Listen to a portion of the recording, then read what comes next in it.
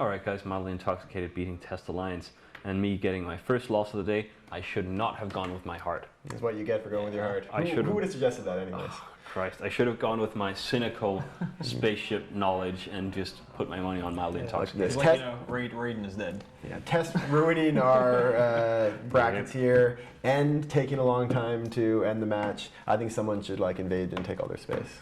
Well, I believe during the match you said reset Test. Yeah. But looking here, I'm still 5-0. You guys are both allies at Test, though, right? Yeah, at the moment. We're closer allies. Oh, all right. There's kind of an alliance going. All right, so we have Alpha Vol Union coming up in Northern Coalition, and then we go to Group D, which is wide open, which should be a lot more exciting. Which it's going to be pretty cool. But we have a few more minutes. So, what do you guys think about the match? I think that it was kind of retarded for them to bring Tengus. They're making it through already. You lose a Tech 3 ship and you lose skill points when you lose that ship. So they lost skill points for every single Tengu pilot that they had there. So they kind of gimped themselves if they wanted to bring Tengus later in the tournament. It was very odd. Not only did they bring Tengus in a fight they didn't need to win, but they brought MWD Tengus instead of the 100 MNs for a kiting setup. They didn't seem to have ASBs on the Tengus. It's like it was an expensive comedy setup. Yeah, and it's a super good point as well. This is the only setup where you lose skill points. Right. You lose the ships, you can lose the money, but here you basically have to fight again tomorrow, and a handful of people will have lost skill points in tape. Right. It just doesn't make sense. Thankfully, they've got a couple pilots in their alliance. Yeah, a few. They have a good number, 1,000. But maybe Tech 3s tomorrow will be the bag choice for Test, and people will kind of know that they shouldn't be expecting that. Or maybe it's just a really clever. They're actually planning to go all Tengus all tomorrow. Yeah. With just different people. Well, they have been fairly good in the tournament so far, and first lost to them, and still going on to the next round. Yeah, it was interesting that they brought the Vulture instead of a Link Tengu, because the Vulture is slower. You saw it get picked off rather early. So I think the second ship to die was the Vulture. There was a lot of weird choices in that match. Yeah. It was they lost a bit of skill points that they can make back. They lost some money, but in the end they're still going through, so I'm sure they're still feeling fine. Yeah. All right. So next up is Alpha Vol Union versus Northern Coalition.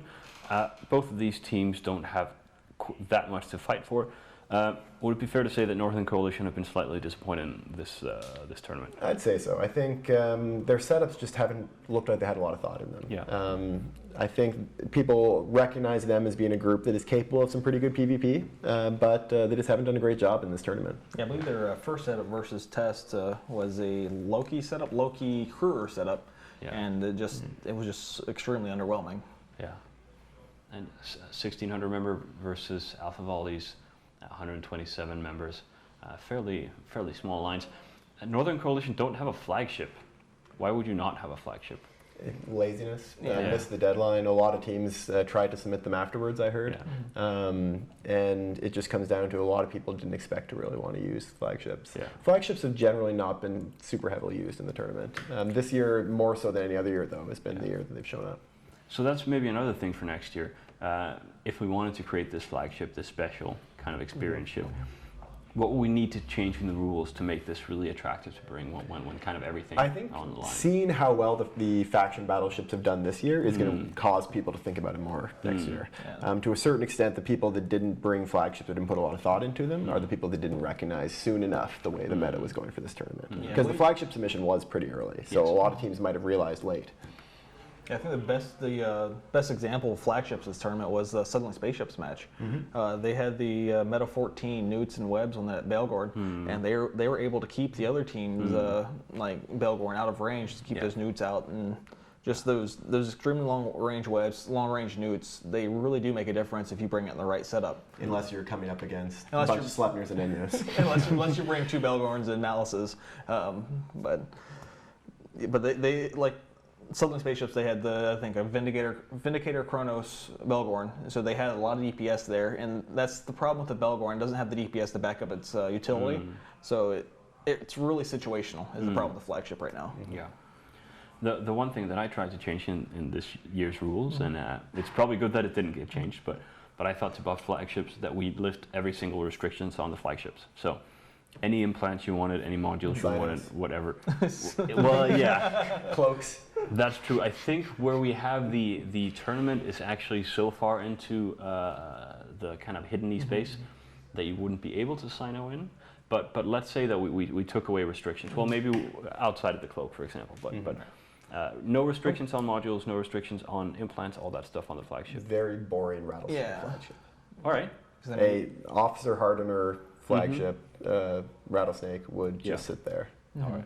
And just way too much EHP on the flagships. Yeah, I think it's good that like all the offensive stuff you can use full on. It's the defensive stuff you can't, which I think I'm fine with. Maybe give them Tech 2 rigs though.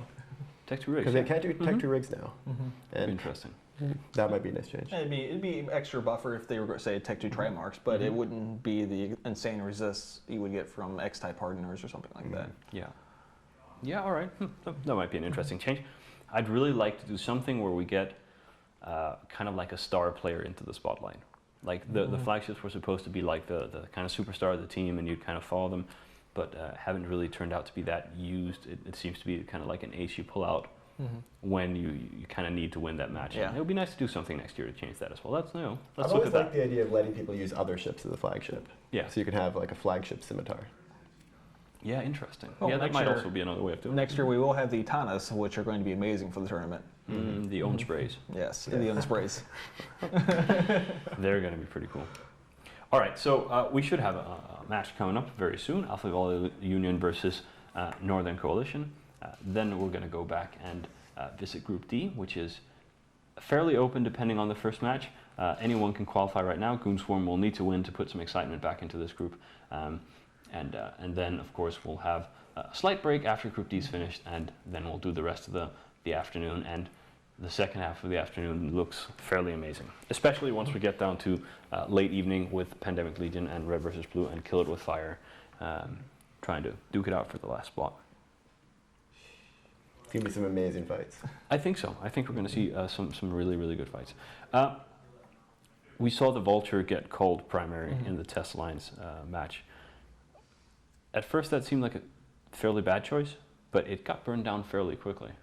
The whole battlecruiser setup does a ton of DPS, massive amount. And I think it's just an issue of they would have taken a long time to catch anything else. If you have a choice between shooting the Vulture right away or chasing someone else down for 30 seconds and then getting on him, with that much DPS, go for the Vulture. Yeah, because it is slower, has the links. It is beefier, but I mean, those Feroxes and Brutixes weren't able to catch the Tengus anyways. But then it comes down to the Tengus or MWD, which take a lot more cap than, say, if they were to upsize the Afterburner and run that, where they could permanently run those. So. And it would allow Scramblers to turn it off, although I don't think we saw Scramblers coming from Motley. The Cyclones had webs, which were the only thing able to catch up to them. All right. Well, it was a good match anyway, and we thought it would be comedy setups, but it turned out not to be. It turned out to be surprisingly serious setups. Yeah. Skill point loss and everything. But I mean, as you guys said, Test have quite a lot of people to choose from, so throw these guys out, get some other guys. Maybe those were their worst Tengu pilots. Maybe it's like, hey guys, you want to fly in the tournament? This will be your only chance. Yes, the kind of red shirt tactic. No skills to lose. Yeah, no skills to lose. Level 2. All right. Well, that's been fairly exciting. I think we're going to have maybe a 2-3 minute delay on this match. So maybe talk a little bit more to CCP Guard about how did this entire idea with shooting stuff into space come about? We wanted to do something special following, what happened last year and when Crucible came out, and the idea came up that we should do something really special. And then we thought of taking the names of all our players and just shooting them into space, because we all love space. We're all massive science fiction fans, and we like space exploration. And so we wanted to send everyone into space, and now people seem to like it. So we can do this for within a reasonable budget. Keep fiddling around with this and do some fun stuff. And we might actually do some more stuff. Was it the actual names on the account or the player names? Or the character names? The character names. Okay. The character names. We didn't actually send so people those of us with more than one account got up there in multiples. And are therefore better. Yeah. What they did was they took credit card numbers and they sent them up. And then it's like dropped down somewhere, and now there's a scavenger hunt. And everybody can go and find the lottery. All right. No, of course there wasn't the credit card numbers in there. That's a joke. All right, we're about ready for the next match. It's Virtual Collapse versus, sorry, no, it's not. It's Northern Coalition versus Alpha Volley Union. Who do you think is going to win it, Lance? NC-Dot has been underwhelming so far, but I think they will be able to beat Alpha Volley Union. NC-Dot has been slightly less underwhelming than Alpha Volley Union, so I think they're going to take it, yeah. Northern Coalition, I'm going to go with them. I think I will as well. And that's my cynical pick, not the heart pick. Yeah.